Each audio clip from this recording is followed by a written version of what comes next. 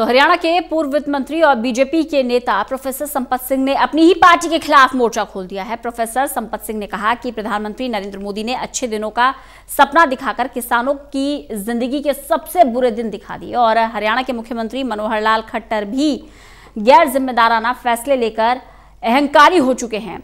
हिसार में पूर्व वित्त मंत्री प्रोफेसर संपत सिंह से खास बातचीत की है हमारे सहयोगी डॉक्टर महेश कुमार ने।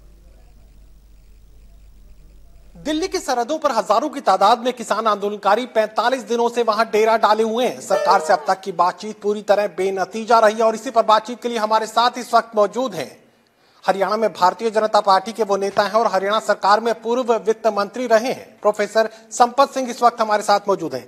45 दिनों से आंदोलन लगातार आगे बढ़ रहा है। किसान कड़कड़ाती सर्दी में किस तरीके से शहादत हो चुकी है, 60 से ज्यादा किसानों की अब तक सर्दी से मौत हो चुकी है। तो ऐसे में अच्छे दिनों की उम्मीद में किसानों की ये कौन से दिन आ गए? किसानों के आज के दिन जो बुरे दिन आए हैं, शायद इतिहास में हमने इतने बुरे दिन कभी नहीं देखे और खास करके डेमोक्रेसी के अंदर, प्रजातंत्र में ऐसे दिन आना। और सरकार ने किसानों के लिए जो समझ रही है ना, वो ऐसे समझ रही है जैसे इनके साथ जिद होगी किसानों के साथ कि हमने इनकी बात को मानना ही नहीं। हमने जो ये 3 कानून लिया है कृषि संबंधित के, सुधार करेंगे और एक MSP जो है उसको अलग छोड़ दिया। तो इसलिए इन तीनों सुधारों के बहाने जो है ना सरकार ये सोच रही है पता नहीं कितना ही किसानों को फायदा हो जाएगा, लेकिन अंदर की जो इच्छा है ना, वो इच्छा शक्ति जो है इनकी मर चुकी है, मुझे ये लगता है। क्योंकि जो आदमी कारपोरेट के खिलाफ थे और वही आदमी कारपोरेट को बढ़ावा देने के लिए सारे के सारे ये काम कर रहे हैं। ठीक है, लिबरलाइजेशन भी आया था और सब कुछ हुआ था, वर्ल्ड सारा खुला ओपन हुआ, उससे फायदा भी हुआ, लेकिन ये जो चीज़ है ना, ये जब किसान चाह ही नहीं रहा था, या तो किसान निवेदन करे सरकार से कि मैं ये सुधार चाहिए, और वो एक्ट उसको भी छेड़ दिया। कब? 1937 में, जब देश आज़ाद भी नहीं हुआ था। सर छोटू राम ज्वाइंट पंजाब के, उस टाइम हिंदुस्तान पाकिस्तान का इकट्ठा ज्वाइंट था, उस टाइम रेवेन्यू मिनिस्टर थे, एग्रीकल्चर मिनिस्टर थे। उन्होंने ये कानून बनाया था मार्केटिंग वाला, AMPC जिसको बोलते हैं, उन्होंने बनाया था ये कानून। और उसके बाद खास करके हरियाणा और पंजाब में उन्हीं का एरिया था ये। इस एरिया में आज भी मार्केट कमेटियां जितनी है हिंदुस्तान में कहीं भी नहीं है, और इसीलिए इन दो प्रदेशों के लोगों को पूरा ज्ञान है। उन्होंने मार्केट कमेटी का जो भी एक फायदा मिला था वो उन्होंने देख लिया है, इसलिए ज़्यादा उनको ये हुआ है कि MSP का जिक्र नहीं करे। इसका मतलब MSP तो धीरे धीरे खत्म कर देंगे। और दूसरी बातें कर रहे हैं वो कि कॉर्पोरेट हाउस फार्मिंग की, कॉर्पोरेट पहले भी हमारे यहाँ कोऑपरेटिव बैंक हो चाहे लोन में लैंड मोर्गेज बैंक हो, सारे पहले फेल हो चुके हैं। हजारों करोड़ का कर्जा है, सरकार कर्जा उनको दे देगी और किसानों को देती है। हर साल पुराने को नए को पुराने को नया कर देते हैं, इस तरह कर रहे हैं वो। ऑलरेडी हमारे यहाँ सिस्टम फेल है। किसी स्टेट में होगा, गुजरात में होगा, महाराष्ट्र में होगा, लेकिन हमारे यहाँ नहीं है। कोऑपरेटिव सिस्टम बिल्कुल फेल हो चुका है। और फिर कोऑपरेटिव में कर क्या रहे हैं उनको, ना तो उनको जो है ना आपको रजिस्ट्रेशन उनकी की जा रही है, ना कोई कमिटमेंट की जा रही है, ना उन पर कोई कानून किए जा रहे हैं। मार्केट कमेटी से बाहर कोई माल बेचेगा उसकी रजिस्ट्रेशन नहीं है कंपनियों की। दूसरी बात यह है कि कहीं भी वो चला जाएगा बाहर, बॉम्बे की आदमी पार्टी है और यहाँ के उसने कॉन्ट्रैक्ट फार्मिंग कर ली या मंडी से बाहर माल खरीद लिया मान लो, तो उसकी क्या गारंटी है वो पैसे आपको मिल जाएंगे? पहले तो कोर्ट को बाहर कर दिया था, अब कहते हैं सुधार करेंगे। वो करेंगे नहीं करेंगे वो अलग भी होता है, लेकिन कोर्ट को बाहर करना, और मैं तो कहता हूँ कोर्ट भी आ जाएगा, SDM आ जाए तो क्या दिक्कत, क्या हो जाएगा? उनको कुछ नहीं होगा। क्यों कि वो तो वकील करेंगे बॉम्बे में, अपना हेड ऑफिस का एड्रेस देंगे, फलाना वर्सेस फलाना, तो वो जाके वहाँ केस कर देंगे। तो जमींदार जाके वहाँ बॉम्बे केस कैसे लड़ेगा? 40 दिन पहले अंबाला से जो तस्वीरें निकलकर सामने आई, पंजाब के किसान हरियाणा में दाखिल हो रहे थे। शंभू बॉर्डर पर जब पंजाब के किसान हरियाणा में पहुंचते, हरियाणा के किसान भी उनके साथ थे। पुलिस और जवान, ये कह सकते हैं कि जवान के सामने किसान खड़ा था। जो तस्वीरें आपने देखी होंगी टेलीविजन पर, जो तमाम तस्वीरें सामने आई, बड़ी बड़ी खाइयां खोद दी गई, बड़ी कंटीली तारें खड़ी कर दी गई, एक तरीके से 20-20 लेयर की बैरिकेड वहां पर खड़ी कर दी गई। वो तस्वीरें जब आप देख रहे थे, दिल पर क्या बीत रही थी? बहुत बड़ा दुख हो रहा। दुख यूँ हो रहा था कि लाल बहादुर शास्त्री जी ने देश के अंदर अनाज की कमी आ गई थी, इतनी कमी आ गई कि बाहर के देशों से लाया करते थे, और ऊपर से एकदम युद्ध हो गया। युद्ध होने से जवानों की जरूरत भी थी, क्योंकि उन दिनों इतने जवान भी नहीं थे, हथियार भी नहीं थे, और इधर से अनाज भी नहीं था। तो जय जवान जय किसान का नारा दिया था। आज अगर जय जवान है, वो देशभक्त है, चाहे अंदर कुछ भी होएगा लेकिन फिर भी वो अपना देशभक्ति का काम करेगा। लेकिन उसके अंदर दर्द तो आया ना कि मेरे माँ बाप को तो रोक रखा है, गड्ढे और खाइयाँ खोद रखी है, सड़कें तोड़ रखी है।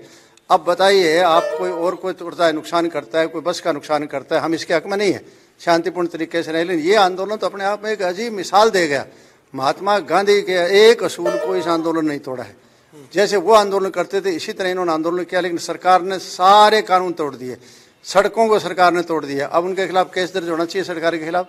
जिसने भी तोड़ा है, तोड़वाने वाला, जिसने आदेश देने वाला है, वो तोड़ने वाले कौन थे? बेचारे छोटे मुलाजिम होंगे, लेकिन आदेश तो सरकार ने दिया है।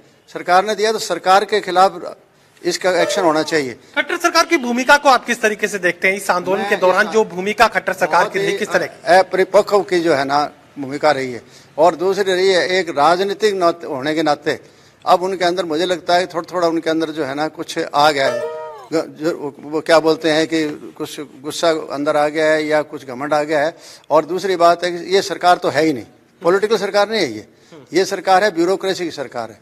सब कुछ ब्यूरोक्रेट कर रहे हैं, चाहे वो विदेश में बैठे होंगे ना, यहाँ से चले जाएंगे कहीं विदेश के अंदर तो वहीं से भी सरकार की मदद करेंगे। मतलब के एक सवाल आपसे पूछ लूं कि आप संपत सिंह किसानों के साथ है या सरकार के साथ? जी मैं देखिए, मैं किसानों के साथ हूँ, आज तक मैं किसानों के साथ रहा हूँ, हमेशा पब्लिक के साथ रहा हूँ, जनहित में रहा हूँ।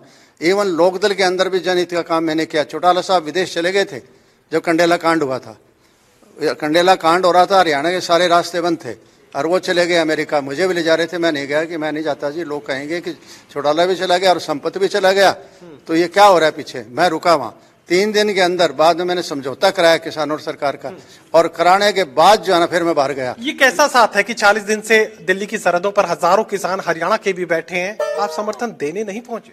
नहीं देखिए, मैं देने जाना, मैं समर्थन यहाँ से जो है ना मेरी जो स्टेटमेंट जारी की उन्होंने खुद कह रखा है कि कोई पॉलिटिकल आदमी आएगा नहीं, किसानों ने कह रखा है पॉलिटिकल आदमी यहाँ ना आए, इसलिए मेरा पॉलिटिकल होने के नाते जो है ना मैं नहीं गया हूँ। लेकिन मेरा बेटा जो है, इस बार जब मैंने पार्टी छोड़ी थी तो मेरे बेटे ने पार्टी भी नहीं छोड़ी थी और पार्टी को ज्वाइन भी नहीं करी थी।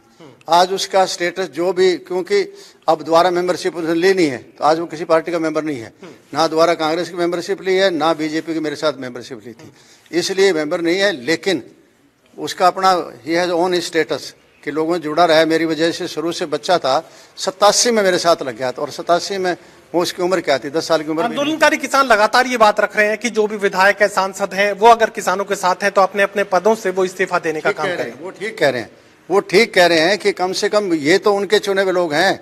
चलो मोदी जी नहीं मानते 1 मिनट के लिए, आज तक मोदी जी, पहली बात तो मैं कहता हूँ मुझे बहुत अफसोस है, मैं उनकी दोस्ती के नाते ही जो है ना, जो मेरे साथ कांग्रेस ने ज्यादती की तो मैंने दोस्ती के नाते बीजेपी ज्वाइन करी थी, कोई बीजेपी की नाता नहीं करी थी। मेरी उनसे पुरानी दोस्ती थी, 96 से दोस्ती चली आ रही थी। इधर खट्टर साहब से भी दोस्ती थी, उनके साथ भी 96 से वो चली आ रही, वो ऑर्गेनाइज सेक्रेटरी थे और जनरल सेक्रेटरी थे। तो इवन मुझे सरकारों की परवाह नहीं रही है। मैं इवन हुड्डा साहब थे जब मैं MLA था, उस टाइम सबसे ज्यादा calling attention motion law and order के ऊपर लेके आना। तो अब मैं आपसे सीधे पूछूं कि अब भारतीय जनता पार्टी में भी आपको खामियां नजर आई, मुख्यमंत्री में आपको खामियां नजर आई, प्रधानमंत्री में आपको खामियां नजर आई? जहां भी जहां खामियां नजर आती है मैं उसको एडवाइज भी करता हूं, उनको बार बार टेलीफोन करके भी कहता हूं, अखबारों में बयान दे के भी करता हूं। मुझे इस बात का कोई डर नहीं है कि मैं किस पार्टी में क्या बोल रहा हूं, मैं बोलूंगा वही बोलूंगा जो सही बोलूंगा।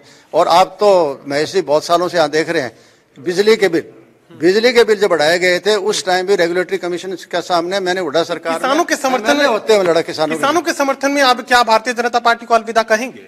नहीं, मैं पार्टी के अलविदा का सवाल नहीं है, अलविदा पार्टी का आज कोई सवाल नहीं है, लेकिन मैं किसानों के मामले में किसानों के साथ रहूंगा, चाहे मुझे मेरी कोई पार्टी सजा दे या सजा ना दे, मुझे कोई लेना देना नहीं इस बात का। मुझे मेरे लिए पार्टी कोई वैल्यू नहीं रखती। आज मैं 6 बार MLA बन लिया, आपके सामने विपक्ष का नेता बन लिया, सारे मंत्रालय ले लिए, और मैं दावा कर सकता हूं कि मेरे से ज्यादा बार भी कोई एक और भी बन गया होगा।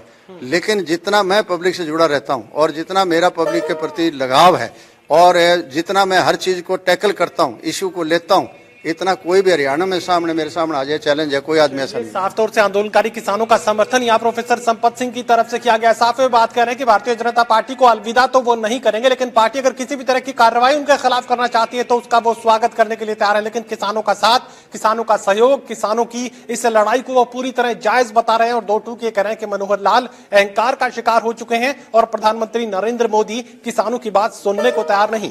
सहयोगी कमल के साथ doctor Mahesh Kumar, total news, Hisar.